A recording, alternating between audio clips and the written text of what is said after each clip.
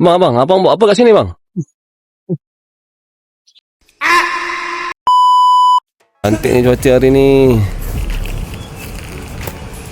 Dia orang buat apa tu kat situ?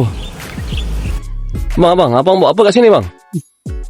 Abang nak rompak ke bang? Manjat-manjat lah. Aku tengok rumah ni macam dah kosong je. Lama dah tinggal owner ni. Kan? Betul. Rumah macam gini kan, aku tak faham kadang-kadang owner ni. Kau nampak?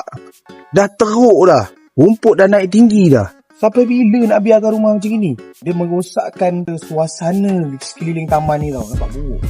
Bahaya kadang-kadang budak main petang-petang kan guys. Rumput macam gini naik.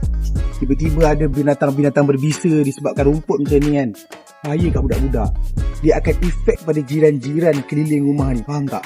Sebab itulah kita kenal owner-owner yang ada rumah yang terbiar macam ni. Duduklah dengan owner, cakap dengan dia, jual rumah ni. Ataupun ada tertunggak rumah ni dekat 10 bulan dah. Bila air tertunggak, bila api tertunggak, rumah tu dah nak kena lelong dah. Ataupun dah memang kena lelong dah. Kontak dengan ejen, kita boleh bantu korang. Faham tak? Kita bukan nak anaya korang, tak. Kita nak bantu korang selesaikan masalah rumah ni. Daripada terbiar, nama korang kena blacklist. Betul tak? Benda tu akan efek kat diri sendiri dan efek pada jiran-jiran. Kita bantu. Okay? Betul lah bang. Terima kasih. Baik. Mantap.